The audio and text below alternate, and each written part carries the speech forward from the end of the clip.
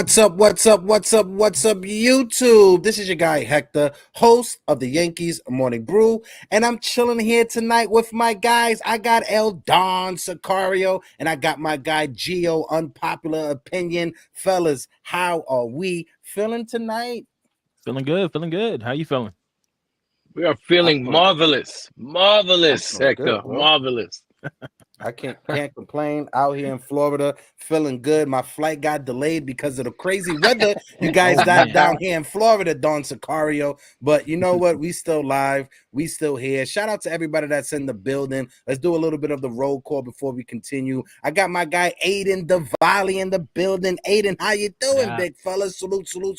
Sean Browning is in the building. My guy CWE is in the building. Jonathan is in the building. Anthony Garcia, mi hermano from the Dominican Republic. What it do? NFE, the Strike Zone is in the building.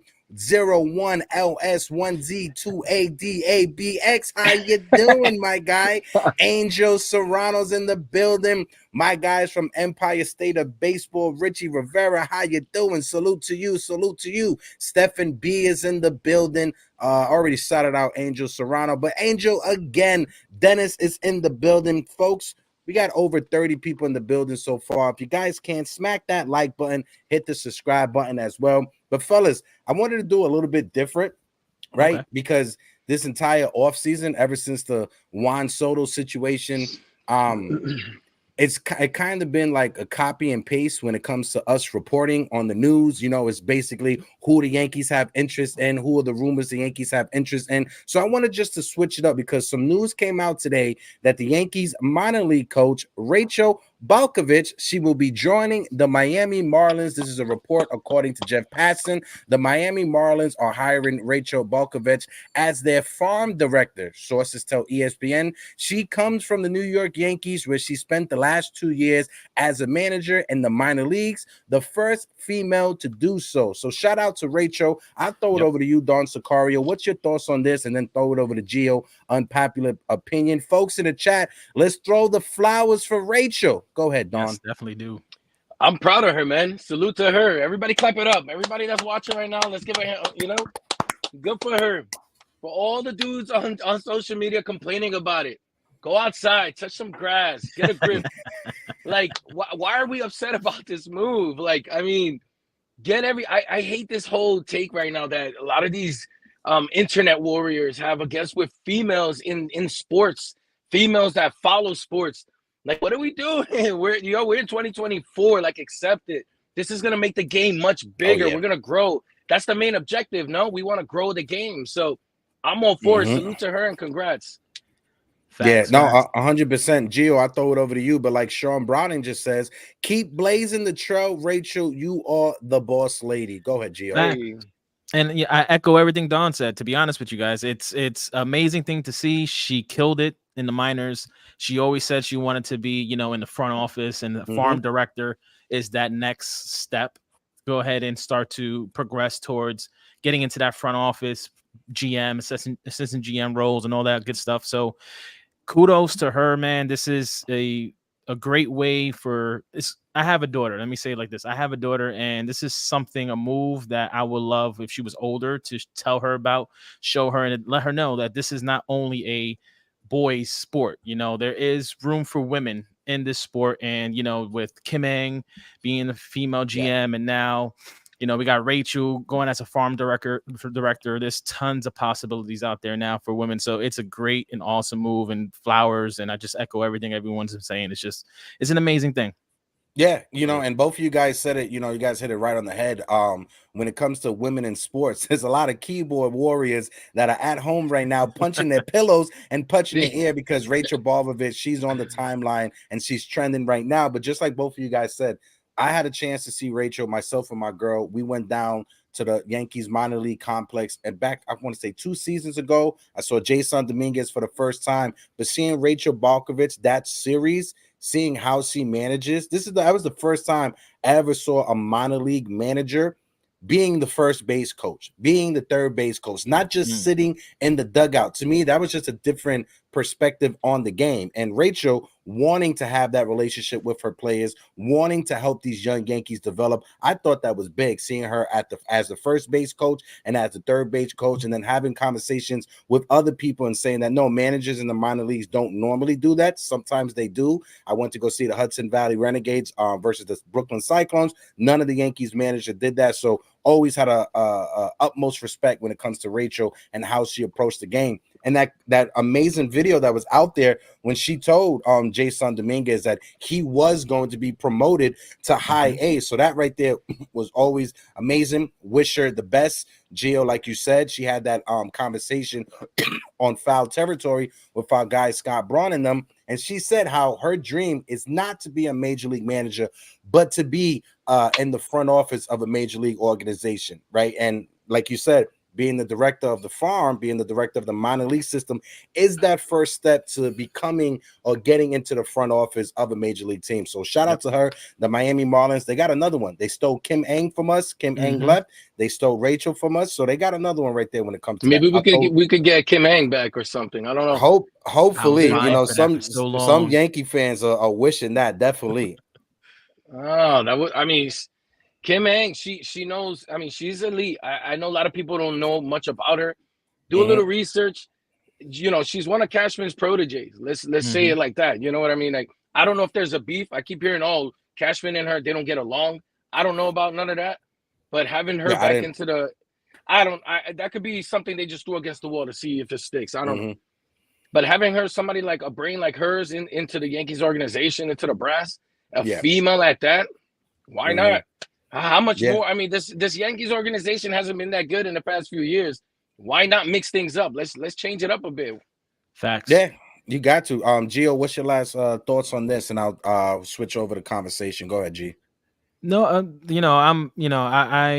I said what I need to say about Rachel, but what Don said about Kim Eng, I've been vying for that for a very long time. When Brian Cashman fired Brian Cashman night, and when Kim Eng decided to step down or not renew a contract with the Marlins, I thought the universe aligned that the Yankees had an out where they could have pivoted or promoted Brian Cashman and brought Kim Eng in, and it's not going that way. And she seems though she wants to get like a president ops job because she doesn't want to be a lackey anymore. She wants to run, a team. So that's probably what she's gonna wait for. But just I would love to see more women in baseball. That's not a bad thing. There's tons of perspective that they could bring to the sport. And let's try to make this happen.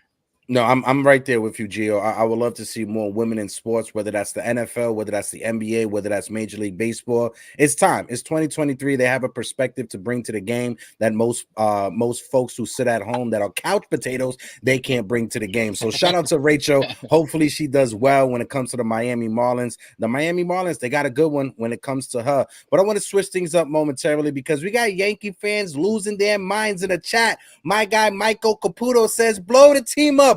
Why trade for Soto for 1 year and that's it? Then they're not going to resign him next year. Plus, they didn't get starting pitcher and a closer. Caputis, my guy. If I could find you and pinch your little cheeks on your face, I definitely would. Shout out to my guy Michael Caputo who's in the chat. Again, like I said, I wanted to switch things up, because I didn't want this conversation that we have tonight be a copy and paste, just a rinse and repeat kind of conversation that we've been having for over the past month. Before we continue, we are sitting at 2,728 subscribers. We are almost at 3,000. We set a goal to get to 3,000 subscribers before spring training, and spring training is right around the corner, and we are right at 3,000. If you're watching us for the first time, if you haven't hit that subscribe button, hit the subscribe button for your boys to help us out. But I want to switch things up, switch up the conversation, because the news broke that the Yankee brass, the big boys, they were having a meeting in Tampa today.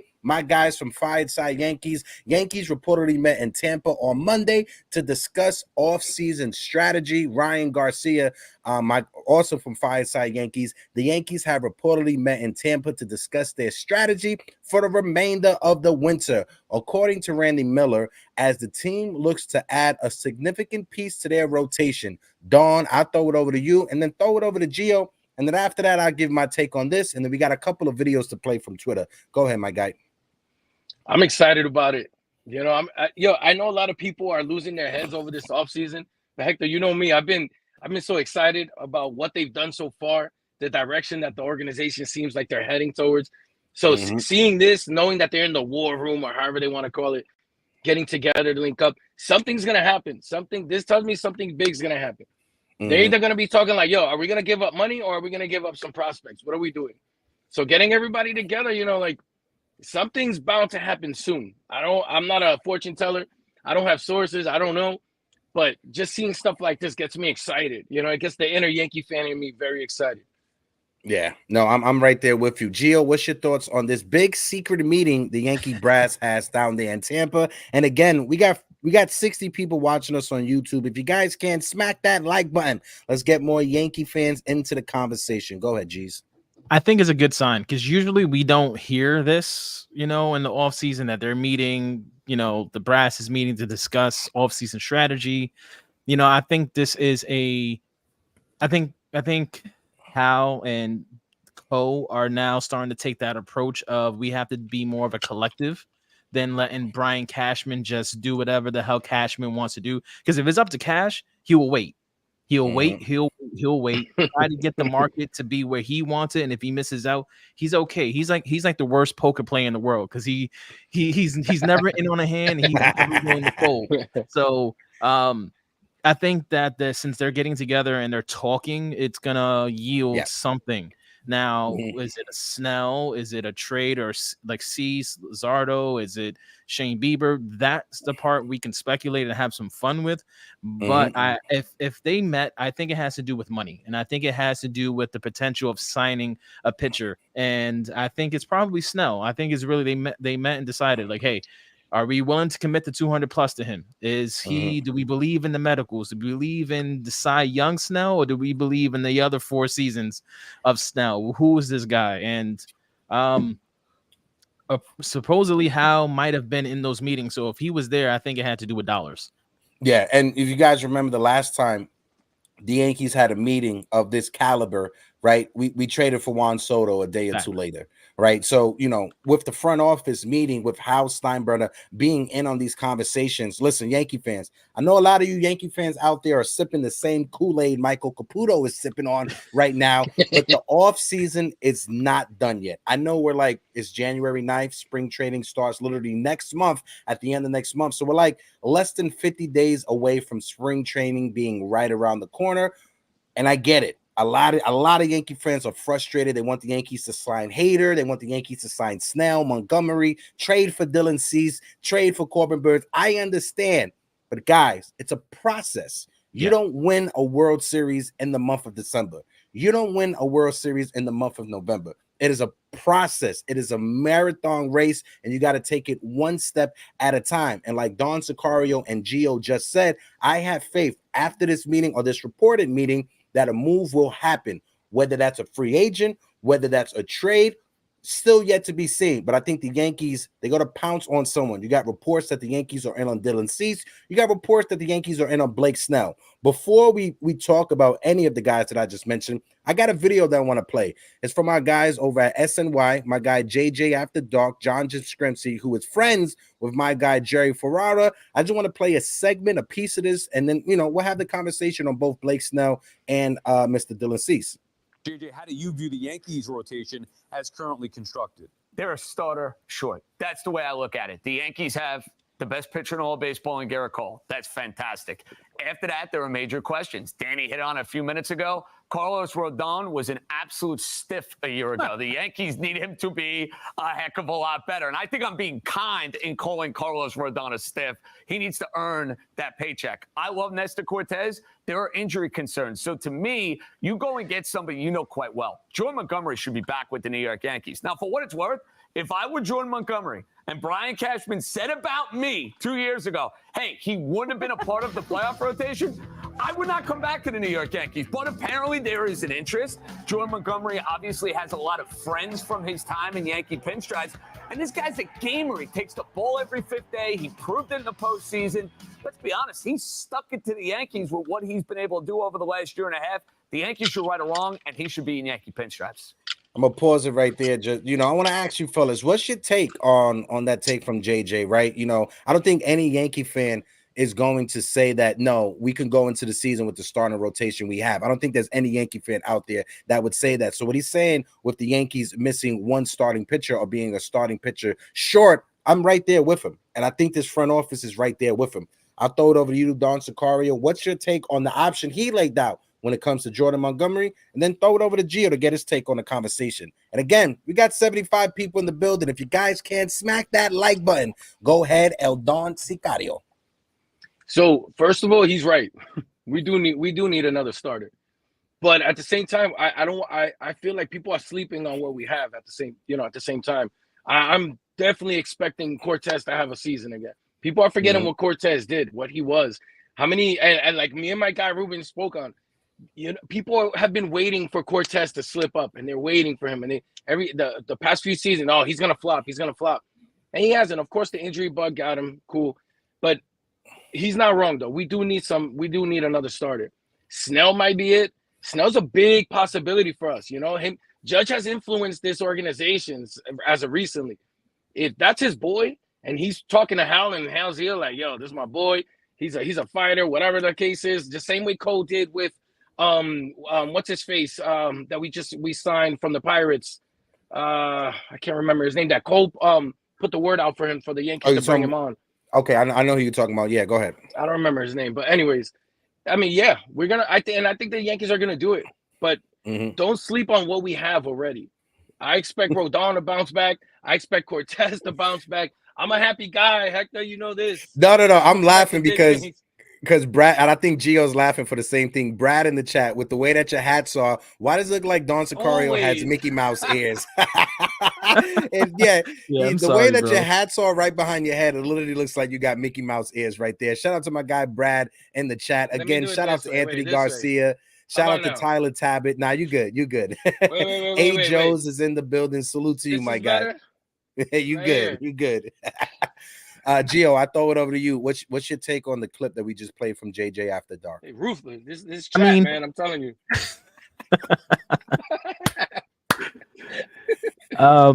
Regarding the clip, they're not wrong.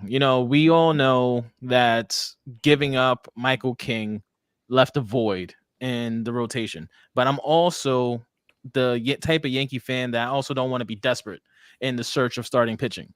I've been on the record to say that I'm not fully convinced with the lineup, where if you really can't get the starting pitchers that you want, like if Snell really wants, 250 plus, if Montgomery's going to give us the Cashman tax because Cashman talked hella crap about it. And, if Cease is too expensive, if Bieber's too expensive, like I'm okay with potentially improving the lineup to the point where you give Boone as much options or weapons as possible, and then potentially moving on an arm in, the trade deadline. Cease could be cheaper, Bieber could be cheaper, Burns could be cheaper.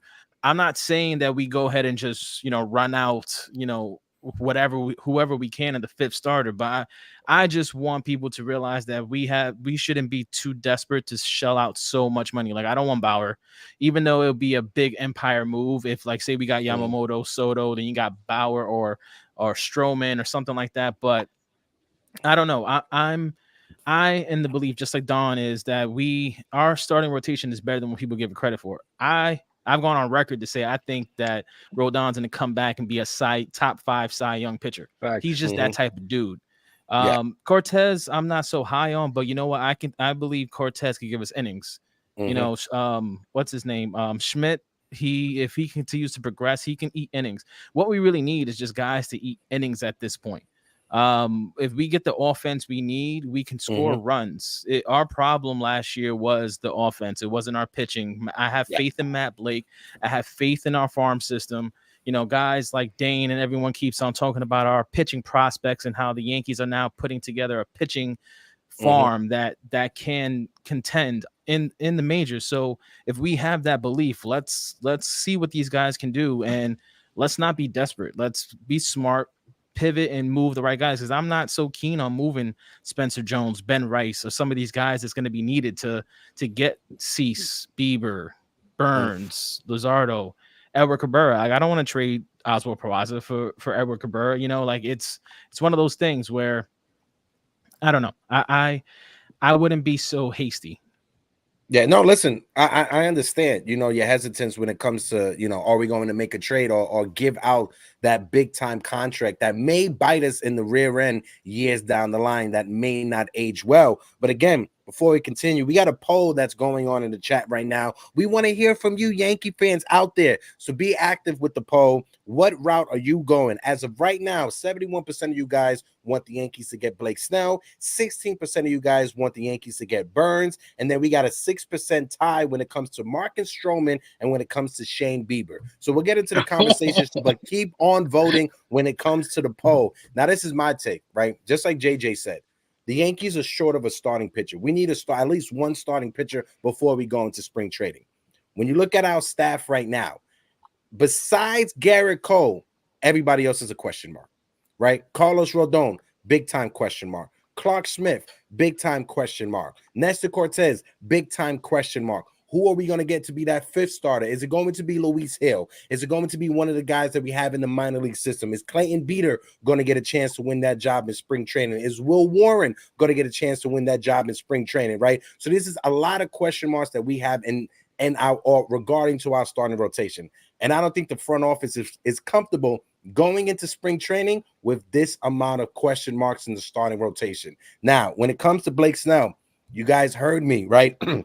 And I'll be on my guy Dexter Henry's show this Saturday. I'll be in studio SNY to have the conversation when it comes to the Yankees starting rotation. But when it comes to Blake Snell, I have been very hesitant on giving him a contract offer because of his injury history, right? The only 2 seasons he's pitched over 180 innings in the big leagues. He's won the Cy Young both those seasons. He had some subpar injury seasons in the middle of that, right? But when you look at it, I've always said it. It's not my money. It's Hal Steinbrenner and the Yankees' money, right? If you go out there and if you sign Blake Snell and you hold on to the prospect that you have, right, at the trade deadline, the asking price for Corbin Burns, it may be down. It may not be as expensive as it once was in the offseason. Same thing with Dylan Cease. If the White Sox keep Dylan Cease and they go into the season with him, the asking price may come down just a little bit when it comes to Dylan Cease as well. So I would rather the Yankees give that contract to Blake Snell,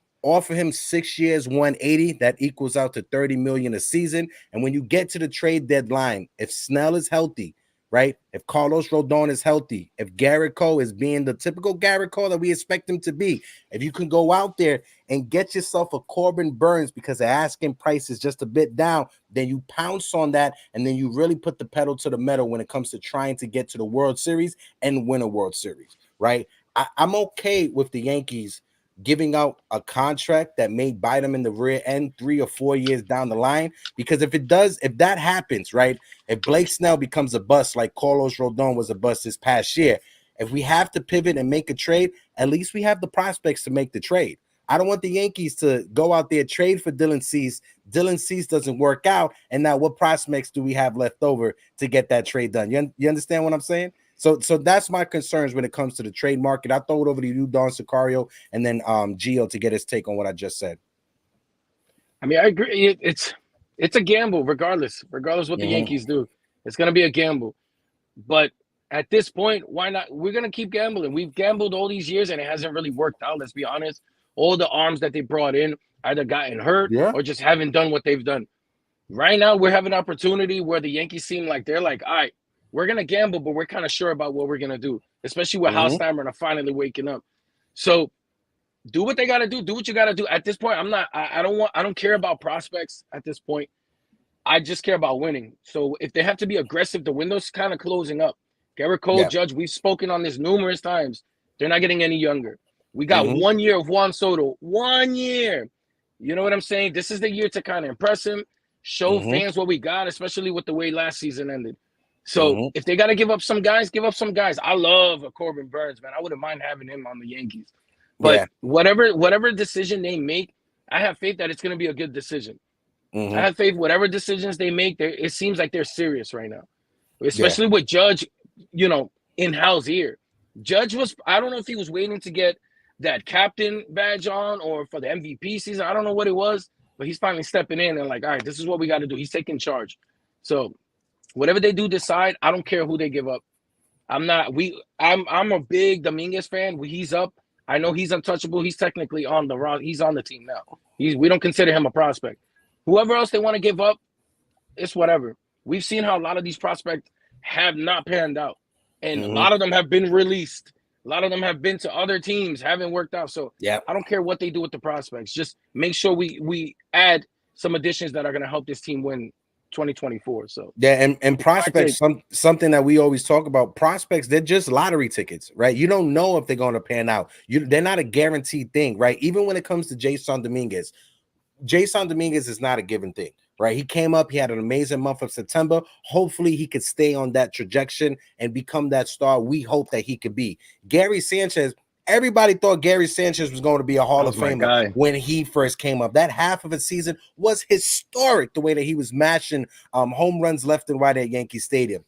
Ever since then, it was just a downward climb when it comes to Gary Sanchez, right? So you don't know what prospects are going to be. Gio, I throw it over you to get your take as well.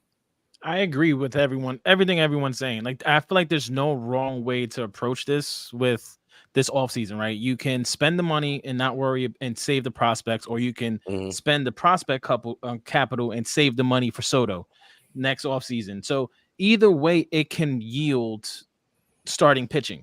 It's just more about Cashman being smart, because in my opinion, the only reason why I know a lot of people saying that,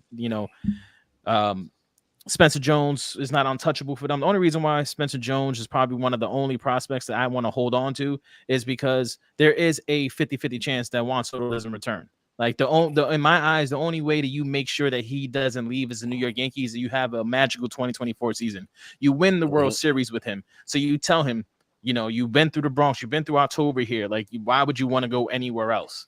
And if you guys don't do that, then it makes it a lot easier for him to go for the most dollars. So in my eyes, I would rather, potentially use the prospect capital and get the pitchers that we need than spend the money, because I want to ensure that regardless to what, he gets the type of money he needs, because we can't give up the package we did and watch him walk, especially not winning a World Series. So there's no right way or wrong way to do this offseason. All we need to do is make sure is that we get the arms that we need, whether that's offseason, whether that's trade deadline, because we need them. We need the innings coming down the stretch, because if Rodon is on, if Cole is on, and if you can get, say, a Snell, or you can get a Cease or Bieber, and they're on, that's really what you need to ride through a postseason. Those 21 games, 24 games that you go on a postseason run, all you need is 3 real guys, 3 real studs. So if we can get Rodon going, that's 2/3 of the equation already solved. All we have to do is figure out that one other guy, and we have time. Like, there's no need to rush it, in my opinion. No, Facts. definitely. And shout out to Jonathan that's in the chat. Folks, we're sitting on 53 likes. We got over 90 people, 100 people in the building. If you guys can, smack that like button for your boys. I'm If going to y'all hit bring the up. likes, I'll put the hat behind me, do the Mickey Mouse thing for you guys. There you Just go. hit the likes, bro. What do y'all need? Y'all need that hat behind me? You want me to look like Mickey Mouse? I'll do it, son. You good. Hit the You good. likes. Don't need you to look like Mickey Mouse. But you know, ever since the Yamamoto situation, you know, trust issues, you know, I've been on an emotional roller coaster because every beat writer that was out there was linking Yamamoto to the Yankees, right? And now you got reports, right? Shout out to my guy Librarian Joe, who says Blake Snell is interested in a union with the Yankees. This is according to Andy Martino. League sources say that the two-time Cy Young winner Blake Snell has privately expressed an interest in playing for the Yankees. Though he has plenty of other suitors at the moment, Snell seems a more likely fit in New York than Jordan Montgomery, with whom they have also talked with. Martino then goes on to say the team will be active this month. We shall see. Now, my guy Ryan from Fireside Yankees, he laid it out perfectly. Blake Snell is somebody that I am still remarkably sketchy on, just like me, when it comes to a long-term deal. But if the Yankees can find a way to get a deal they're comfortable with, it's easy to see the appeal behind it. He's the kind of guy who goes toe-to-toe with Garrett Cole for a Cy Young Award year in and year out. Don Sicario, according to the reports that are out there, because we've been reporting on different things, we got to take it at face value. What's your thoughts on the reported reports that Blake Snell wants to be a Yankee? I'm not sure how real they are, or I'm not sure if it's just Blake Snell can't put it out there to drive up the asking price for every other team that's involved in the conversation. What's your thoughts on it? Folks in the chat, let us know as well. Go ahead, bro. I believe it. You know, him, just the idea, the fact that from what we've seen, him and Judge are close. They're cool with each other. And Blake Snell's a funny dude. You know, he got a music video. He's in, he's down, like how the young kids, right? Like he's in. You can tell he probably just wants that. He wants to be in New York. He sees how New York is. He sees the way we are. So I could see him wanting to. He's already been in the NL. He's like, I want to go back to the AL. I want to go with my boy Judge. Like he wants that smoke. You feel me? Like he's a dog out there on the mound. I believe it, but at the same time, I understand when people don't. Because I mean, from my understanding, remember Hector, that episode we did not too long ago when we were like, what do you rate? How confident are you that Yamamoto is gonna be a Yankee? We were all in from all the reports and everything. So at this, I get how people can be like, I don't believe it. Like, but at the same time, I want to believe it. If he wants to play with Judge and he wants to be in New York, he wants that smoke, cool. I'm all for it. But I do understand the folks. And I'm right there with you. We got burned when it came to Yamamoto, right? Like I said, an emotional roller coaster that this entire month of December, right? I'm still trying to recover from then. My guy Richie from Empire State of Baseball, if Snell signs with Yankees, it would be the first time since 1990 that a team carried the reigning Cy Young winners. The Kansas City Royals had Brett Saubenhager and Mark Davis. No, 100%. I'll throw it over to you, Gio, to get your take on it as well. I'm down for a Snell if it's a shorter term high AAV, because I just don't want to lock up so many rotation spots for so many years, especially with say 2 out of the 3 of Rodon, Snell, and Cole being injury prone. You know, we don't want to sit there and have to worry about getting innings from our 2 and 3rd.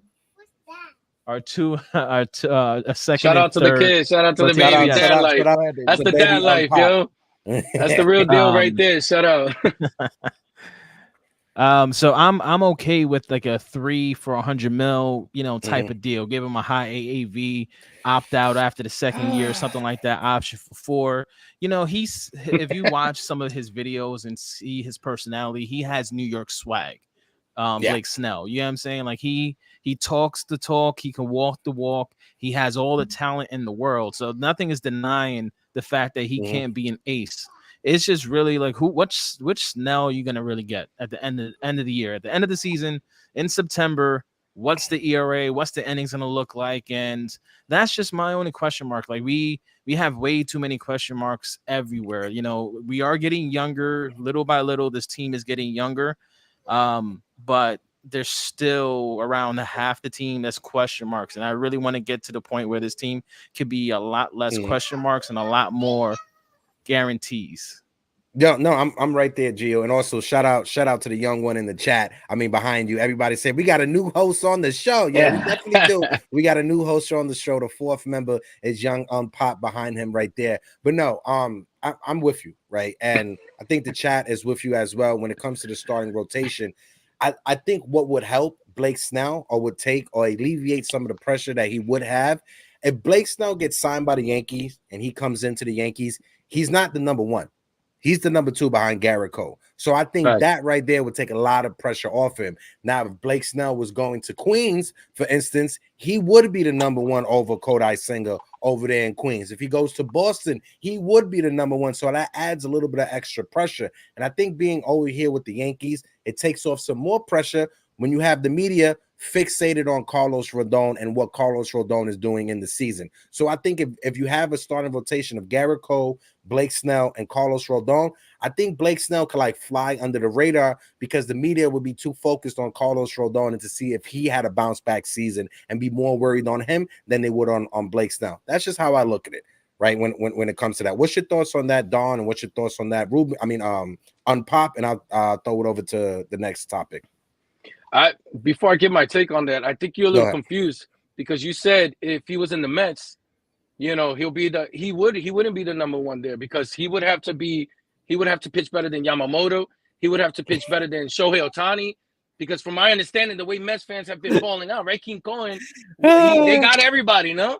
Yeah, but anyways, the Mets got everyone. Well, honestly, the Mets they was recycling Yankee players. They got Luis Severino over there. Harrison Bader is now with the Mets. I heard Jorge Posada's coming out of retirement to help them behind the plate when it comes to the Mets. What's your thoughts on that? But yeah, no, I agree though. I agree. Blake Snell, I mean, the pressure will be off, a little bit off, or it would be on. You know, his first year in New York. With the Yankees, he's going to be there next to Garrett Cole. He's going to see how Garrett Cole is. Garrett Cole is a machine. You know what I'm saying? I know DJ's the machine, but Garrett Cole's a machine himself. So it could go either way. He's either going to feel the pressure and kind of get better at it, or he could just be low key. So yeah, I don't think it'll be that low key as we think it is. And I just want to say one thing, right? And I'll throw it over to you, Pop Gio. Gotcha. When it comes to the whole narrative with the Yankees and Yamamoto, I just want to lay this out, right?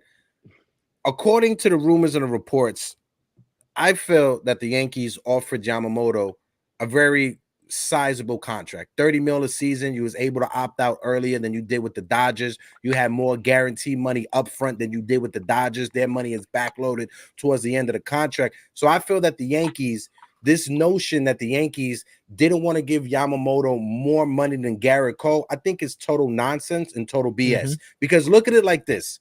If Garrett Cole decided to opt out of his contract after next year, all the Yankees have to do is just add on that extra year at $35 million. That takes the contract way more than what Yamamoto was getting. If the Yankees add on that 10th year, it leaves him at $360 million. That's more than $325. So this narrative that the Yankees didn't want to give Yamamoto more money than Garrett Cole, I think is total nonsense. I think it's total BS because if you look at it, like I said, if he opts out of his contract, all the Yankees have to do is just add on that extra year. It brings the contract to $360. So I think that's total nonsense. What's your thoughts on that, Sicario? And throw it over to Ruben. I mean, Gio. Every time you say Sicario, you're used to it. Me and Ruben. So after this, Sicario is Ruben. I'm sorry about that. I'm sorry about that. What's your take on what I just laid down on Yamamoto and Pop? I know you have your talk. I mean, what you wanted to say about Blake Snell. So I'm sorry about that. Go ahead, Don. You good, brother. With Yamamoto, man, I just feel like it was. Listen, I don't think Howe ever got a chance to counter. I think that Yamamoto knew what he was doing, where he wanted to go. It was just a plan. It used the Yankees as a bargaining chip to raise up the price, and it is what it is. You know, I don't want to waste any more breath on my man Yamamoto just because he's not a Yankee no more. So, you know, we'll see him when he comes to the Bronx, and we'll see if he can live up to that money. But with Snell and Rodon, like, to be honest, man, I think it might be equal, you know, because Snell's going to be coming over to a big market. He's going to have the pressure of whatever he signs for, whether that's high AAV or a long-term contract. And then Rodon really has to step it up. Like, you know, I know I'm not ready to cash a check that Rodon is done just yet. I want to give him one more season before I sit there and say, okay, maybe this is a bad signing. So I know Rodon's going to have all the chip on his shoulder. I'm sure Snell will have that chip in the shoulder. And we know we always downplay Garrett Cole's effect on pitchers. You know, he does really well with mentoring people, bringing them into the fold, especially now going into that leadership role as a Yankee. Like he feels very comfortable. I think he unlocks something in himself where he's not going for the strikeout. He's willing to pitch more to contact, and he can help guide other pitchers to that as well, where, you know, we have a decent defense behind us. You know, we can pitch to a little bit more contact. We don't have to pitch to strikeouts, leave a mistake over the plate, and then before you know it, short porch, you regret it. Yeah, no, I want to shout out my guy Asaya the chef, who's in the building, who says, "Li, you're on timeout from all known NYY Underground associates." Asaya the chef, shout out to you, my guy, because you guys aren't. A lot of you guys aren't in the Discord we have with NYY Underground. The amount of random ass trades that Li Yankee King just throws out there, you thought Twitter was bad. Now that he's on Discord and has instant access to us, it's a lot worse. Shout out to my guy Li Yankee King, who keeps the conversation going. Go ahead, Don Sicario. I'll throw it over to you one more time before we. Yo, Li, let me tell you something about Li. I just went at it with him today on Twitter because he's telling me we don't want the shiny. Because I'm like a Snell, Burns, and a Williamson, like something like that would be a phenomenal offseason. Oh, we don't always need the shiny toys. So what do we need? Li, all of those unknowns that you always bring up in the proposals. Nobody knows them. They probably won't cut it in New York. Like, anyways, I like you though. You my guy. Continue to come. Continue to come to the show. I got a couple more topics that I want to bring up, right? So I got this one right here because, you know, with the rumors of Blake Snell, obviously there's more rumors, and, you know, the Chicago White Sox, they're sitting on a piece when it comes to Dylan Cease, and now the reports are out there that the Yankees are showing interest when it comes to Dylan Cease. My guy Ryan Garcia again reports, I don't believe we'll be seeing Dylan Cease in pinstripe still. The Baltimore Orioles simply have more to offer, which I agree. As I wrote earlier this morning, it feels like they're just asking the White Sox to find a better offer somewhere else because they know Chicago can't, according to the conversations Baltimore's had with the White Sox. My guy Max Mann, this is a guy who's from John Boy Media. A Dylan Cease trade will essentially be the Yankees betting that the White Sox really didn't know what they were doing with him.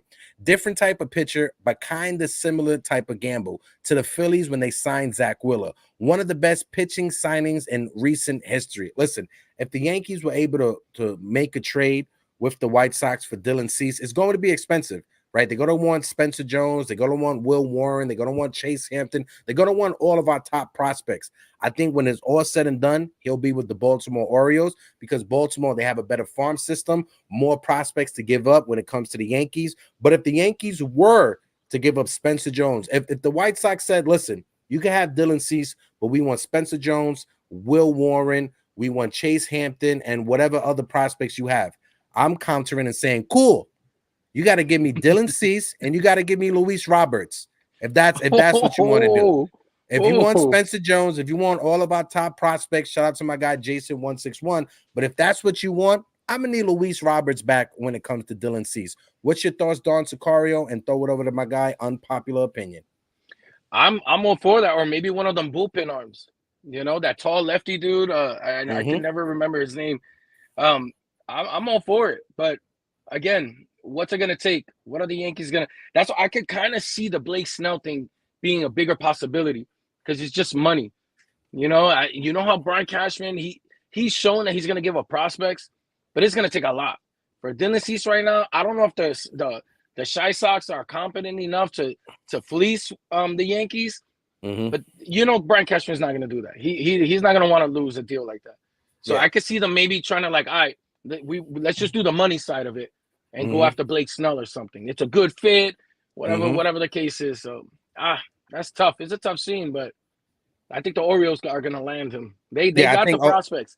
They got have more the prospects than us. prospects. Yeah, they have the prospects, and they have more of a need than the Yankees do when it Yeah, comes to getting Dylan agree. Cease. Yes, the Yankees, they want to pair another ace or another starting pitcher with Garrett Cole. We already have Garrett Cole. The Baltimore Orioles, they don't have their number one pitcher in their starting rotation. So that's why I think Baltimore, when it's all said and done and when the smoke is clear, he'll be a Baltimore Oriole. And whether that's giving up Jackson, Holiday, or any of their top other prospects, Baltimore is going to have to do it. Pop, what's your thoughts on this? Because I see you shaking your head over there, my guy. I don't know, man. I feel as though the Yankees can potentially still beat the Orioles if they go over quantity over quality. Because I feel like if the Baltimore Orioles going to throw Jackson Holiday in the deal, they're not getting much more than that. You know, they're going to get one or two other top 30 prospects, and that might be it. While the Yankees can put together a 4 to 5 player package for Dylan Cease. And I've never thought about the potential of saying, all right, if you want Spencer Jones, you would have to give me Luis Roberts as well. And I kind of like that, but I just don't think. Hell yeah. I just don't think that's probably wishing for the stars. Listen, that's the Miller Light hitting my system. Yeah, That's yeah. what that is right there. That's the Miller That's Light. why we're here, though, right? We're gonna talk. Don't take it too serious, folks. We're gonna be bringing stuff up, whether it happens or not. That's why we're here. That's why you guys are sitting there enjoying the bochinche. You know, like exactly. Again, I blame it on the Miller Light. I love that beer, but it is I hope a they good sponsor me.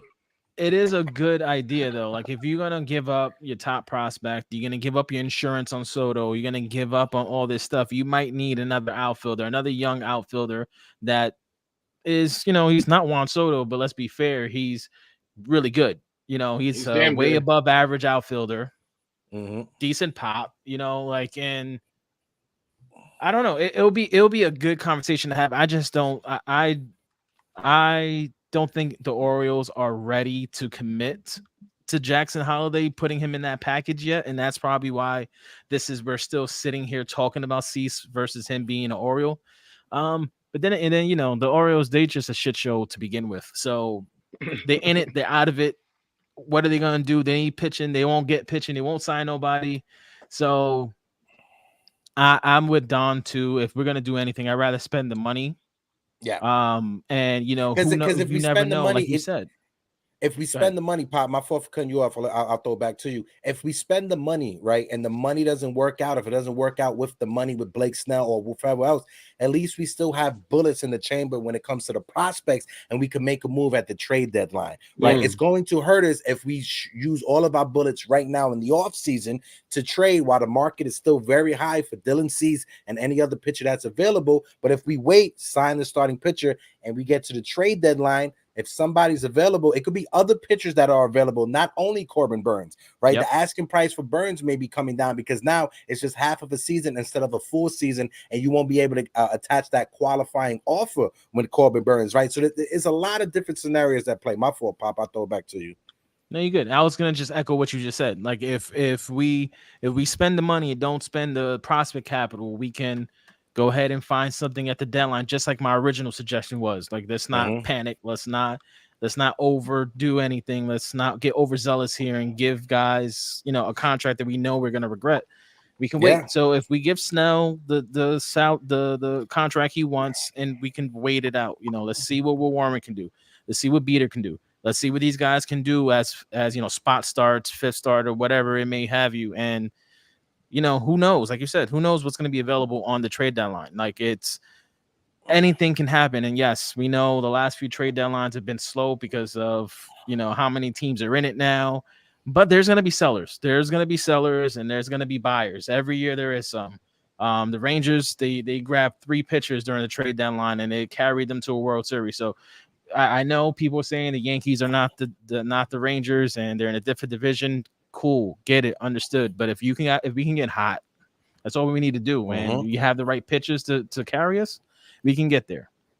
Yeah, and also, you know, Corbin Burns is going to be a free agent at the end of this, at the end of next year, right? So he'll be a free agent next year. You got the Atlanta Braves, Max Fried. He's going to be available as well. He was 14-8 with a 2.5. I mean, he was 8-1 with a 2.55 ERA this past season in 2023. So there are going to be options available to folks that are out there. I want to highlight some chats before we continue. My guy Uncle Ted in the building is killing it right now. He says, if you want a pipe dream, then still in J Ram while Cleveland is in the dumpster fire is the move. Uncle Ted, I've been screaming this, and people have been making fun of me for the longest. But thank God I got somebody in the chat who feels what I'm saying. Call up the Cleveland Guardians. If you go to Bieber J Ram, Bieber, trade for Bieber and trade for Jose Ramirez as well. I see my guy Michael Caputo is in the comment section fighting for his life right now, right? So shout out to Caputo. Caputo says he's a menace. He said Volpe didn't work out. Listen, Caputi, my guy, Volpe, he won a Gold Glove. The kid had 20 home runs and 20 the golden boy bases. Now, if his batting average is nothing to write home about. 209 batting average. I at least want Anthony Volpe this season to get his batting average to at least 250 to 260. Don Sicario, I throw it over to you. What do you want to see out of Anthony Volpe when it comes to his batting average? Like, where do you want him to go? Where do you want him to sit at? He's the golden boy. That's my guy. I like Volpe. I wasn't always on board with him, but now I've seen the season that he had, and I feel like it's flip-flopping, right? All the fans that would, bring him. He needs to start shortstop. Like, he needs to be it. Now, a lot of that crowd has switched over and turned on him. The kid won a Gold Glove. If he can just focus on contact, he has the speed. Work your way to get to being that leadoff hitter for us. You know, like, I have a lot of faith. I feel like 2024 is going to be a great season for a lot of these players. A lot of them have a chip on. We spoke on this numerous times, bro. Yeah. A lot of them some of them have a chip on their shoulders. Some of them have, like, they're needing that contract. They have a lot to prove because they were injured. So Volpe, if he can consistently stay with just contact, just put the bat on the ball, get on base, and let everybody behind you do the rest. Yeah. So I'm all for it. Yeah, 100%. Pop, what's your thoughts real quick? And before I throw it over to Pop, we got 160 people in the building, and we are sitting on 71 likes. If you guys can, please smack that like button for your boys. And as well, we are sitting at 2,734 subscribers on our way to 3K. If you're watching us, if you haven't hit the subscribe button, what are you doing with your life? If you don't subscribe to the channel, I will send Michael Caputo and LI Yankee King to your house to tell you their trade scenarios. Go ahead, Pop. I'm not so concerned about like Volpe's batting average more than I'm concerned with seeing the progressional improvement of his overall game. You know, I've seen some video of him recently, and he hasn't gotten rid of that lift in his swing. So I don't anticipate that he's going to be hitting 280 anytime soon until he makes that conscious decision to go towards more contact. But I do want to see him progressively get to that 230, 240 this season. And, you know, he's primarily looking to hit home runs. So if that's your goal, right? If you're gonna sacrifice batting average and hit more home runs, I want to see his home runs improve to that 20-30 mark, and then his average to that 230, 240. If he shows that this season, you know, 25 plus home runs, 225, 230, I feel like he's gonna move in the right direction. And over time, remember, guys, he's gonna be 23 next season. Yeah. He's a young man. Like, let him go through got no hair on his chin, bro. Yeah, he barely got hair on his chest. You know what I'm saying? Like, let him go through the growing pains of being a 22-year-old in the biggest stage, playing the biggest position for the biggest franchise in the damn world. Like, give him a minute. Like, it was a lot to take in last season. All eyes were on Volpe when they shouldn't have been. This season, he has the right protection. He got Soto, he got Judge. If Stanton's back, if Rizzo's back, if Glaber has a walk season like we hope he does, if Wells shows up, if Dominguez shows up, you know, he's gonna have tons of protection. He can have some fun. So just give him the chance. We'll see who he is. We'll wait till the season. We'll see who Volpe is. If he gets above 230, I feel great about him moving forward as a shortstop for the New York Yankees, because then that means he's a 260 career minor leaguer, and there's no reason why he can't get back to that. Yeah. Easily. I'm right there with you. Caputo said you guys are hyping him up because he hit 20 home runs. No, it's not just that, Caputo. It's the fact that he won the Gold Glove in the American League. It's also the fact that he also stole 20 bases. So you see there is promise right there. And Uncle Ted, I agree with you. Having Soto, J-Ram, and Judge in the middle of your lineup, that's a legit murderer's row. Having J-Ram hitting behind Juan Soto and Aaron Judge, to me, that would be the dream lineup because Jose Ramirez, he is an RBI machine. But Don Sicario, I know you know your time is short. You got with us till about like 6 o'clock, a little bit past 6. So I just want to switch it up because I want to get your takes on this, right? We weren't able to have a live stream when the Trevor Bauer news broke and he had that interview with WFAN. But I got some video clips from that interview that I want to share with the chat. And, you know, we're going to have the conversation when it comes to Trevor Bauer, who people like to call Voldemort now in Major League Baseball. So I'm going to bring it on the screen right now. And credit to both Sal Licata and Brandon Tierney, asking a lot of the tough questions. So I'm going to play this right now. Let me know if you guys can hear the audio. I'm also committed to, like, you know, being better at talking to people, like I mentioned earlier. And if someone writes something negative about me or says something negative about me, I'm happy to go on and just have a conversation. I mean, you mentioned earlier that you kind of looked at me as a dick. Yeah. I think I said jerk, but I was going to say dick, and I'll say not to say it. So well, yeah. Sorry for you did say it yesterday. You can say it now. I can say it. I told you a dick yesterday. Yeah. Maybe I can't say that on air. Sorry, but I just come in before and like, hey, let's just talk. You know, whether on the air or off the air. I think probably you would have had a different opinion, maybe not a better opinion than me, but different for sure. And that's something that I'm, you know, committed to doing moving forward. New York, Kansas City, wherever, it doesn't matter. Small market, big market.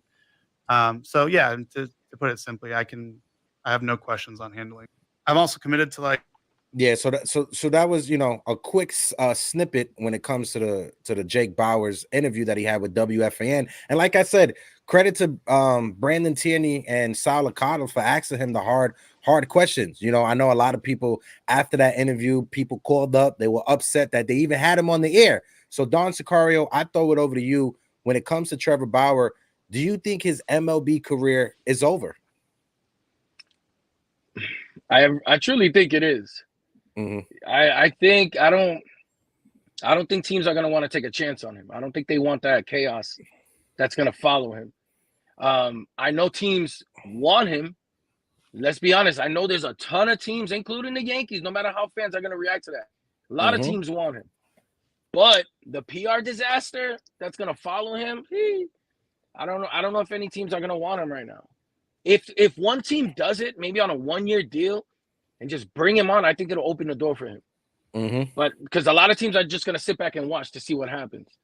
Yeah. Like, let's see how the fans react. Let's see how let's see how it works out. Now, if you ask me would I want him on the Yankees, I would. I've been a fan. I mean, if you go through my Twitter, I've bashed this dude. I've been one of those. I've had arguments back and forth with a lot of his defenders. But at the same time, if I can back up the Herman when he was going through his situation, if I can support like a lot of these athletes, you know, if we're gonna sit there and just follow them as a person and all that, no, we're not worried about that. We want to see what they're doing on the field. We don't want to get into their personal lives. I understand his situation was extreme. There's a lot of 50-50 on whether fans believe him or not, and cool. I respect that. I get it. He's a little bit of a POS. But as the athlete, as the pitcher, I know that dude with Garrett Cole there, because he seems like they're both pitching machines. I think he'd be okay in New York. But that's a tough scene. I don't think he's going to play this year. Yeah. I feel the same way. I'll save to get my take. But Gio, floor is yours, my guy. What's your thoughts on the whole Trevor Bauer situation? I feel bad for him as a baseball player, not as a person, because I don't think any team is going to give him an opportunity to redeem himself in the major leagues. Just like Don said, the PR is crazy. If you just listen to that full episode, just the sex, as many times as they mention the word sex and mention his sexual exploits, it's like some of the stuff that you don't want to be associated with a baseball team whatsoever. So I don't think anyone's going to give him a chance, which is unfortunate. I feel bad for him as a baseball player, just because he is a very talented individual, and he lost a couple good years of his baseball career that he probably could have been, who knows, maybe top 10, top 5 in the league in those 2 years. But as a person, I as a father of a daughter, and he did those things that put him into this situation. Whether he did them or not, whether they're exploiting him or not, that's not for us to decide. He engaged, you know what I'm saying? Like, he did some of the things he was accused of, regardless if, they were extreme or not. So, I hope he doesn't get a job again. I made a joke saying it will be a Empire, Death Star move if they would have got Bauer. It was more meant as a joke than anything else. But what if Bauer's the baseball player? Would I want him on the Yankees? Yes. Bauer's the individual? No. So I feel like he'll potentially be a problem in the clubhouse, just with everything going on. Just, he's too crazy. He's like what's his name? Zach Greinke, in my opinion. He won't do well in the clubhouse. Why? Oh God, he's such a quiet dude. He likes cats. Like, why? You got my guy Zach Greinke catching strays over here, right? But no, when it comes to the Trevor Bauer situation, I've voiced my opinion on this several times before, and I'm probably going to just repeat what I've always said. When it comes to him as a baseball player, like I said, probably top 30 pitchers out there in the world. He could definitely help a starting rotation in 162 games, pitching 32 games out of the season, right? He could definitely help. But with everything else that's attached to him, all that extra nonsense, I don't think there's any major league club out there that's going to welcome that, right? I don't think there's any team. Now, could there be a team in the future, maybe 2 years down the line? Maybe, right? Because yes, I've seen somebody put it in the chat. He won his case, but he still has 3 to 4 more cases that are still in litigation right now. So because of that, I don't think any team will touch him with a 10-foot pole. Now, if those other cases weren't going through trial, weren't going through litigations, then yes, I think he will be in the clear and will be able to sign with a team this offseason. But the fact that he has 3 to 4 cases going on at the moment, one in Arizona, another one in Cleveland, another one in Ohio as well. So he has 2 in Ohio, 1 in Arizona. I think that's the reason why teams are going to stay away from him. I got a clip that I want to play from Foul Territory. This is a former GM talking about it, right? I know you guys probably seen it, but I want to play it real quick, and we're just going to shoot the shit when it comes to this. So I'm going to just play this. You're referring to Trevor Bauer? No. Trevor Bauer's major league career is over. Really? For sure. Yeah, it's over. And it's, look, I'm not going to get into what witnesses have said or what allegations have said. I'm going to base my answer strictly on Trevor Bauer's admissions. Based on his admissions, there's not a team in Major League Baseball that will give him another opportunity. It's over. You refer now, whether you like that GM, whether you think that GM was a good GM, he's still somebody who is in the media. I mean, he is still somebody that was in the front office that's in the media right now. So we got to take his statement for face value for what it is, right? Do I think a team will sign him in the future? Maybe if those other cases go away. But as of right now, I think his MLB career is definitely done. Put a fork in him. I don't think there'll be any team that's going to sign him this offseason. Like I said, in the future, when those cases go away, maybe. But he's not a spring chicken, right? Trevor Bauer is not 26, 27, 28. He's going to be 33 January 7th. He's 32 right now. So you're going to tell me next year when he's 34 years old, a team may take a gamble on him? Maybe. I'm not too sure about that. Don Sicario, what's your take on what that former GM said, and throw it over to unpopular opinion? And if you guys can, we got over 140 people in the building. Smack that like button for your boys. Yo, that's wild. I mean, yeah, it makes sense. And like how you said that, I mean, regardless if people like him or not, he has that GM state of mind. A lot of people are going to be thinking that way. Now, a lot of these teams are thinking that way. No, but I didn't even know he still had things pending. So, teams know this. Teams are going to be doing their due diligence. They're going to be checking out. So they're like, this is a ticking time bomb. With our luck, we sign him, and then one of these one of these cases blows up and we got to get rid of him, and then next thing you know, a PR disaster. So it's tough. It is what it is. I kind of know that. I love bringing up Trevor Bauer just to cause chaos in the universe, because that's what we do. That's what we do. We like to cause the bochinche. We love that. Yeah, but facts. at the end of the day, we all know what it is. We all know what it is. Let the folks in the chat argue about it. Let the defenders and the haters, let them go at it. But we all, at the end of the day, everybody, whether you defend him or not, we all know realistically it ain't gonna happen. If it does, wow, cool, good for him. But no shot. Yeah, I'm with you on there. Gio, what's your thoughts on the comments from the former GM? And then I got a clip here from my guy Keith McPherson from WFN. I want to play before we move past this Trevor Bauer stuff. Go ahead, Gio. Yeah, it was straight to the point, and exactly how everyone probably feels in general about Bauer. Would it be nice to have that talent on any MLB team? Sure, but ain't no one touching him with a 6-foot pole. He's already had his conversations with certain teams, and that was probably as a courtesy. And he's probably doing his rounds in media because he wants to, finally share his point of view of what happened and change the narrative a little bit, and potentially, vie for himself for a next season. But he's only getting older. He's only getting older. His skills gonna naturally, digress, and I think it's a wrap for my man, and it sucks. And hopefully he has a great career in Japan, and the NPB will love him. Yeah, and my guy Ruben and #1 NYY News numero uno. Ruben is in the building. He says Bowden's opinion doesn't weigh much for me just because he shot it down without giving his reasons on his opinion. But I think eventually a team will give him a shot. But Hector is right. Too many pending cases at the moment. There's just too many pending cases at the moment. And we're sitting on 140 people in the building. If you guys can't smack that like button, we are a few likes away for 100 likes on the stream. Let me just pull it up to let you guys know. We are at 89 likes, 11 likes away from 100. Also, when it comes to the giveaway, my guy Frank Luna, I just spoke with him today. He will be mailing out the giveaways this Thursday, so they will be in the mail on their way to your house. Like I said, make sure you guys, if you haven't emailed MediaTeam at Morning Brew Sports telling us that you're the winner, please do before tonight, because the mail will be put out Thursday, so you guys can get your giveaway. My guy Swifty in the chat says make it 91. Hector Swifty, how you doing?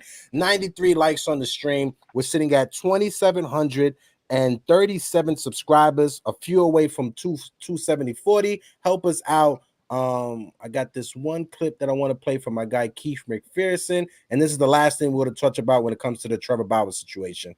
I enjoyed the interview with Trevor Bauer here at the Fan that BT and Sal had. I just think that the Yankees are going to try and avoid the headache that's going to come along with Trevor Bauer. Even here at the Fan, as soon as that interview was done, they took a couple calls where people were like, you guys are deflecting. You're giving him a pass. I'm not giving him a pass. I don't know him. And I also don't care or know what he does in the bedroom. I do think the Mets should sign him. He's already said, I'm more familiar with the Mets. Somebody is going to sign him, though, in Major League Baseball. When they let him back in the league, don't be surprised if he pops up on the Astros. In theory, if it's Mets or Yankees, I think it's a better landing spot for the Mets for two reasons. Like he said, he's more familiar with the Mets for dealing with them, and they have the money to blow on him, whatever it is, if it's a $8 million one-year deal, whatever, for Steve Cohen. And also, they're not trying to win now. The Yankees are trying to win now. They're trying to get fans back in the stadium. They don't want to deal with the fans that are going to show up with signs to say Trevor Bauer is an abuser. The Yankees know that going 82-80 is unacceptable, and they got to do a lot.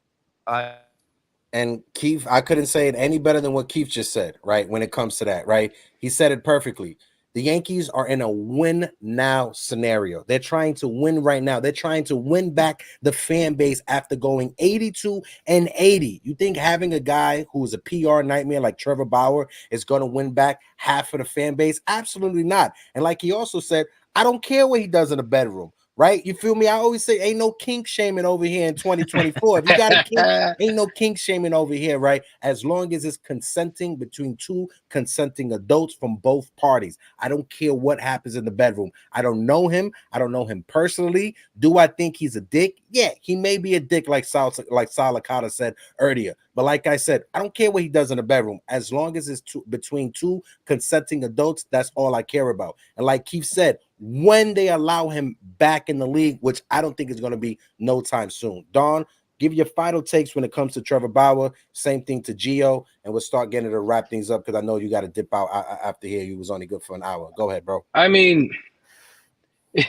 there's been so much talk about it on and off. Like it's kind of pointless at this point. You know, he probably will get it. He probably will be let back. I don't know if it's going to be this year. Like you said, he got some things pending. If he does make his way back, but I agree. I was going to say that earlier. Well, Keith said, like, it would seem like such an Astros thing for them to do to bring him on board. So we can hate him more, you know, so we can hate the Astros more. But he probably go with them and just become an ace, you know, with our luck. But I don't know. You know, I don't – that whole situation, at first I didn't like it. It made me angry. You know what I'm saying? Like, but the way things have been coming out and stuff, like at this point, I don't even care anymore.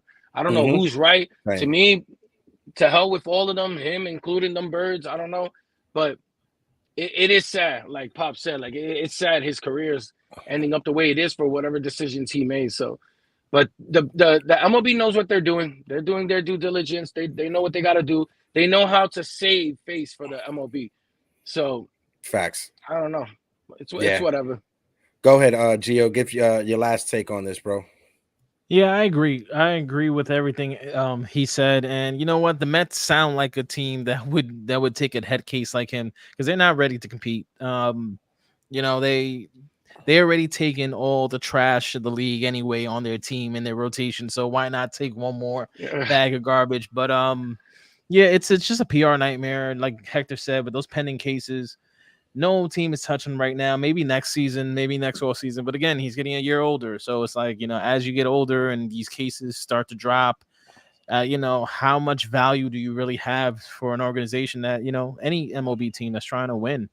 I just don't see it. I don't see any team doing it now or in the near future. Copy. Listen, I just added a few more moderators to the familiar. We got my guy Empire State of Baseball just became a moderator. Grace Monroe. Sorry, I didn't make you a moderator sooner, but Grace just made a moderator. My guy Ruben was just made a moderator. Angel Serrano was just made a moderator.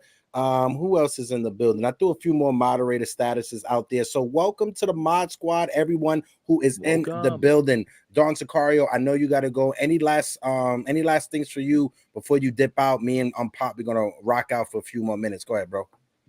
Before I go, I just want to, you know, don't lose hope, Yankee fans. Do not lose hope. Don't see it as we have Soto for 1 year. Just see it as we have Juan Soto. You know what I'm saying? Like, just Medina, what up, kid? You know, just stand up a bit. We've suffered enough. Let's try to take the positive way this year, and let's see what happens. Hal Steinbrenner has finally awakened. This is the age of Hal. Book it, folks.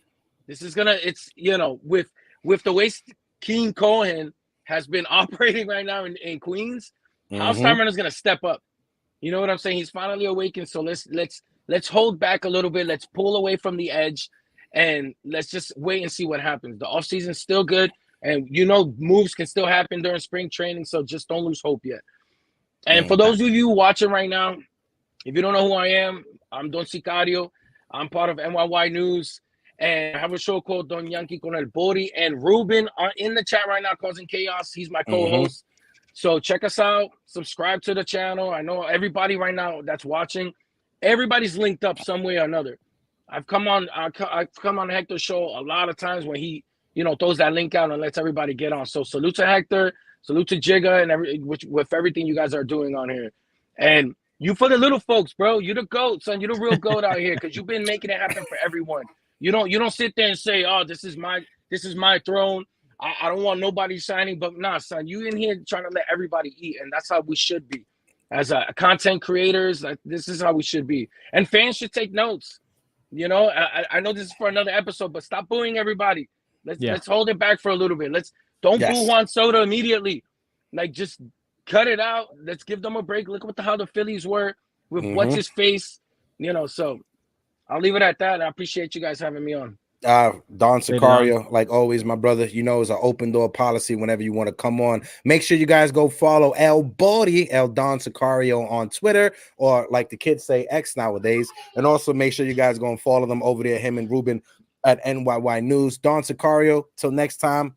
Appreciate you, my brother. Peace. Me and Gio, we're gonna rock out for a few more minutes. G, what's your thoughts? You know, besides the Dylan Cease, the Trevor Bauers, you know, the Blake Snell.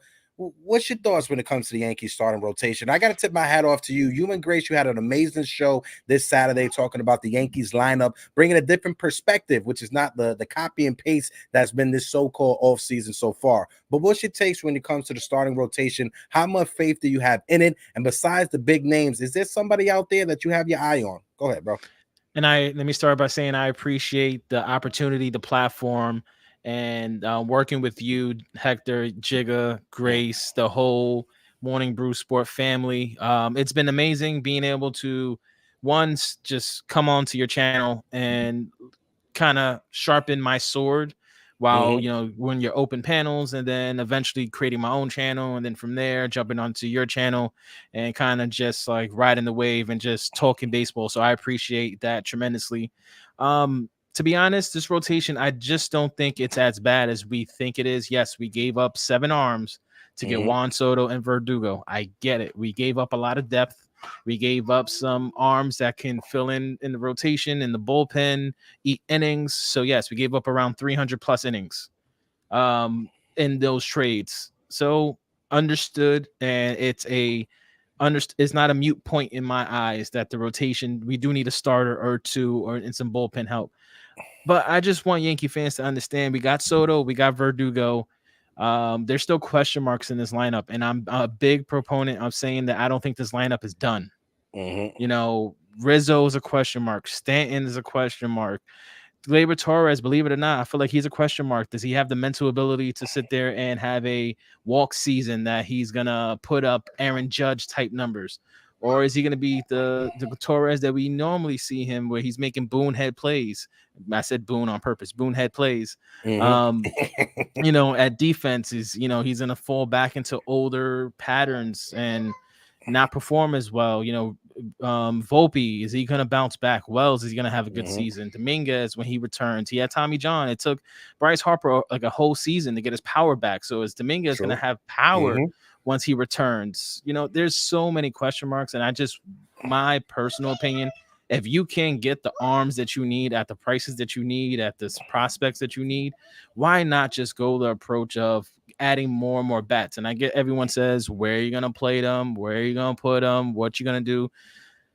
There's ways to work around this. One of the people that I would love to get is Cody Bellinger. I feel especially if he can come at the right price. You know, he plays 4 positions, including the DH, so he can play a lot of days without benching anybody. Spots, yeah. So, you know, that's one of my ideas. And, you know, I don't know. I'm not down on the rotation. You know, I feel like Rodon's going to bounce back. I feel like Nestor's going to be somewhat closer to Nestor. Schmidt's going to improve in some facet of his game, whether that's in, you know, just overall ability, or he's going to throw more innings. And then we're gonna eventually have to rely on some of these pitchers that are coming up in our farm. We have to, like, you know, if you're gonna give Juan Soto the bag, if you're gonna go after another pitcher like Snell or next season Burns, eventually you're gonna run out of freaking money. Heck, I know that the Yankees print money, but they're not gonna go to a $450 million payroll to keep adding guys. So they're gonna eventually have to rely on prospects. Yeah. So why not start to integrate them into our pitching rotation and see what some of these kids could do? Yeah. No, and I'm right there with you. It's just, you know, too many question marks, like you brought up, when it comes to the starting rotation. We don't know what Luis Hill is going to be like coming out after having Tommy John surgery and recovering himself. So we don't know what the starting rotation is going to look like behind Garrett Cole. We already know Garrett Cole, like they said already, JJ said, Garrett Cole is the best pitcher in Major League Baseball. He won the Cy Young last year. Let's see if he has another Cy Young season back-to-back. And, he get that extra year because I think he deserves it. He deserves that 10th year. Yankees give him that money. But like you said, when it comes to the money, you can't just keep printing out money. And I think L.I. Yankee King with the $9.99 super chat, he says it perfectly. Yankees can spend money, but how many contracts do you want for people over the age of 30 where you put yourself in a position like the Padres who had to trade Soto because of Bogart's contract? Think about it. There's a lot of other things that were involved when it comes to the Padres. The TV deal, the whole thing that transpired with that, and the Bally Sports thing. It's affecting a lot of teams right now. That's why you look at the free agent market. Shout out to my guy Jason 161 who broke it down perfectly. Teams aren't signing long-term contracts because they don't know what their TV deal is going to look like. It's not just the Padres.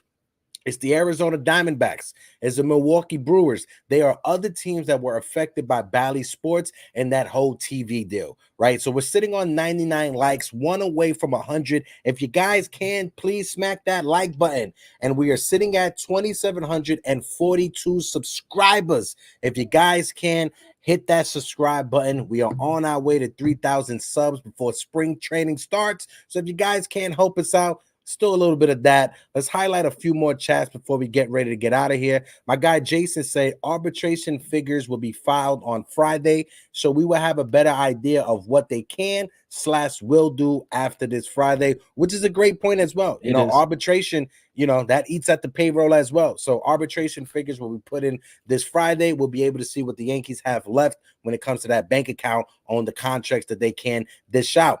My guy Acevedo said Hector, but he can only sign for league minimum because the Dodgers are still paying him. I think that was the first year. Yeah, that was last year, right? So now it's not the league minimum anymore. It was last year, which was the league minimum, if I'm not mistaken. But that's right? It was last year, right, Gio? Yeah, that's why people are estimating him getting like $6 or $8 million this season to do a 1 year prove it deal if he were to get one. That was last season, so he's the Dodgers are off the hook. Yeah. Eric Wallace brings up the Mariners as well, the Seattle Mariners. That's why the Mariners are trying to cut back payroll because they were affected behind the whole Bally Sports thing. Danny Cruz in the chat says, guys, what's your take on this scenario? We signed Snell and Marcus Stroman, trade for Shane Bieber, and you have a rotation of Cole, Snell, Rodon, Bieber, and Stroman as your fifth starter. That's house money saved prospects for the deadline. What's your thoughts on the idea of Marcus Stroman? Because this is a guy that a lot of Yankee fans, they either hate him or they either love him. What's your thoughts, Gio, when it comes to Stroman? I'm 50-50 on Stro, just because it's one of those scenarios where he's been declining year after year. So it's like which again, this is where I don't like this free agent class. Heck, I keep saying it. There's so many question marks. The only guarantee I see in this free agent is Monty, just because he's guaranteed to give you 180 plus innings. That's one thing Monty does for you. He eats innings. Everyone else is just a question mark. And does this free agent class have talent and upside? Tons of it. You have tons of options of possibilities of reclamation projects. I think the Yankees are at the position where they're a win now team. It's 2024 or bust. You can't keep going on these projects and reclamations and sitting there hoping and banking and digging through dumpsters and hoping to find the gold in the coal. So it's like, I don't know. I would just pass on Stroman. I know it's just money. You could probably get it for a 2-year deal, something like that. He has the attitude, he has the fire, he can play in New York, he has that New York swagger just like Snell. Cool, but it's just, I don't know. I don't want to pay him and he pitches 120 innings, puts up a high 4 ERA. It's just, I just need a little bit more sure things if we're going to spend the money or the capital on guys. Listen, the first half of last year, it looked like Marcus Stroman was going to be competing for that Cy Young award, but he had a hip issue. that second half of the season, limited him on the mound, how many times he could pitch for his team, the Chicago Cubs, when they needed it. That's when the Cubs were trying to go all in for it. They traded for Candelario, so they were trying to go for it. Marcus Stroman wasn't there at the end stretch when they needed him. And your best ability is availability. When it comes to Marcus Stroman, that's a guy that, you know, he has just injuries, just injury concerns, you know, whether it's the hip, whether it's the hamstring, whether it's the soldier. So I'll take a pass when it comes to Marcus Stroman. I know some team will probably pick him up. I got a bunch of people in the chat. NFE, the Strike Zone, says no. Sean Brown says no.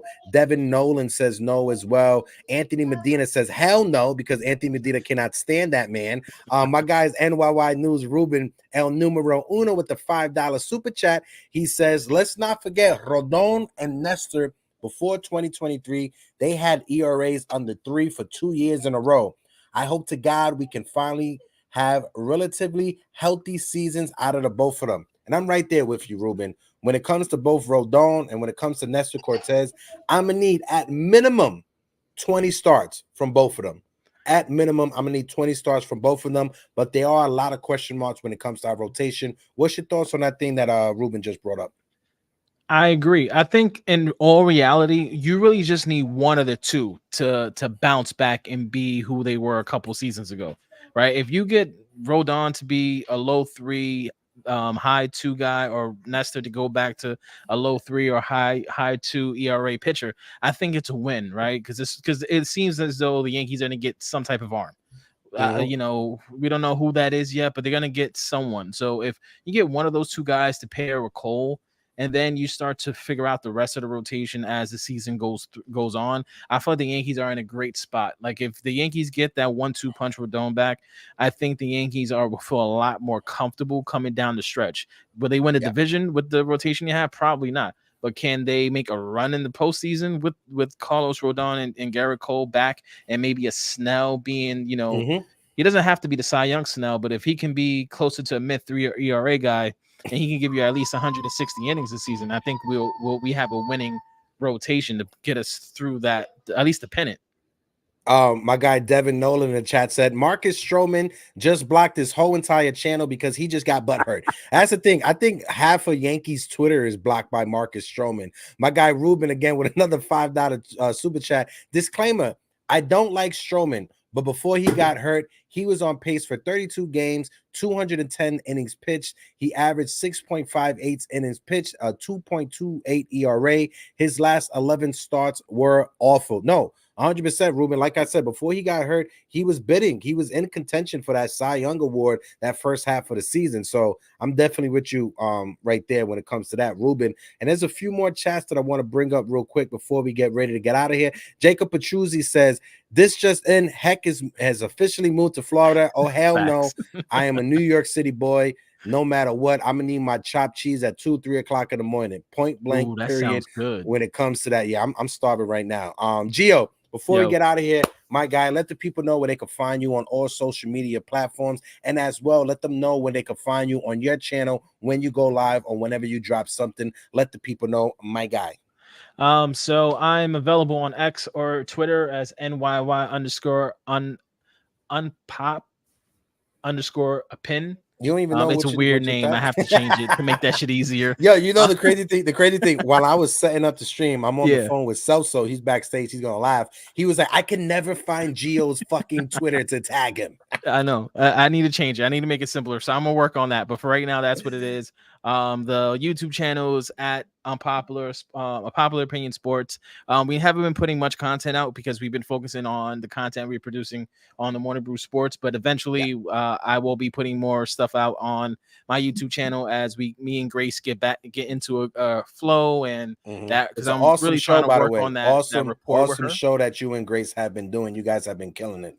Thank you. I appreciate it. So, yeah, and you know, we'll be here every Saturday on the Morning Brew Sports, the G&G show, me and Grace talking baseball. We're trying to get these voicemails, the voicemail segment to start working, guys. Leave a voicemail, 203-433-2006. Watch any of the episodes. Give us your opinion on some of the segments we're talking about, and then we can respond to you guys. It's similar to how Hector has the chats come up, where you can give your input or be a part of the show, you know, you guys can leave us some questions. You guys can tell us how crazy we are with some of our opinions. You can give us a LI trade or Michael Caputo, how the Yankees suck, voicemail, and then we can respond to it, and we can make it part of the show and have some fun with you guys. So yeah, definitely leave a voicemail. No, definitely. We got a lot of big things coming up this year when it comes to Morning Brew Sports and everybody who works with us. So, guys, stay tuned. Like always, hit that like button, hit the subscribe button as well. And to all you Yankee fans out there, you know, wake up, get your coffee, have a beer at nighttime, join the conversation. And like always, deuces. Peace.